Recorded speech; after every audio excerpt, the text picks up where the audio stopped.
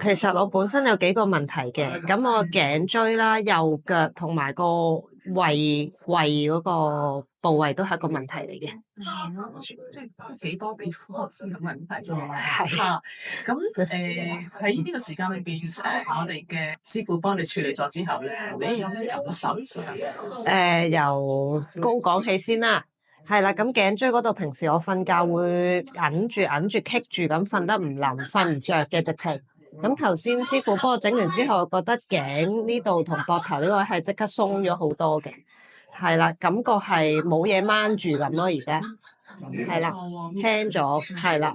咁跟住再落咁就係個胃啦，個胃平時我就基本上每日都會咬嘅，好頂嘅。一撳落去咧，直情會痛嘅。咁頭先師傅幫我整咗個胃，我都整咗一段時間，佢幫我撳個胃。咁撳完之後，而家覺得個胃係冇咁頂，冇咁脹啦，可以話係啦。啲係咪？冇錯，胃氣冇咁脹，都唔會話頂住咁樣。係啦，之前係要食藥嘅。之前要食要食藥嘅頂到。係。咁跟住再落嚟咧，跟住就係右腳，左右腳都係。左右腳。係啊，因為本身我啲骨應該係有少少歪嘅，係向外咬得好勁嘅。係啊。見到你係啊。瑜伽咁啊嘛。係啊。係啊，咁頭先師傅幫我整完之後，咁就好明顯，一起身踩落床嗰下咧，就輕咗好多，直情係覺得成個人輕咗啊！踩落地嗰下係唔重咯，因為之前我拖住隻腳行路㗎。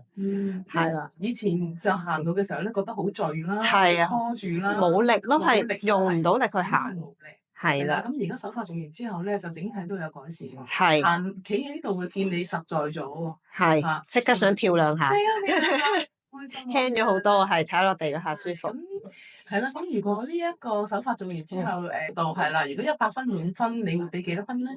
我諗都會俾到88至90分。哦，都好高分喎。係啊，因為始終次數唔係好多，我相信可能做多幾次會再好啲。你真正咁去體驗呢一個經筋療法嘅手法係第一次做，係啦，咁而喺咁短嘅時間裏邊都有咁嘅改善，係非常之好嘅。係，隻腳分別係最大嘅。隻腳分別最大。係啦。好啊。最感受到嘅。係啊，咁聽落都好開心啊！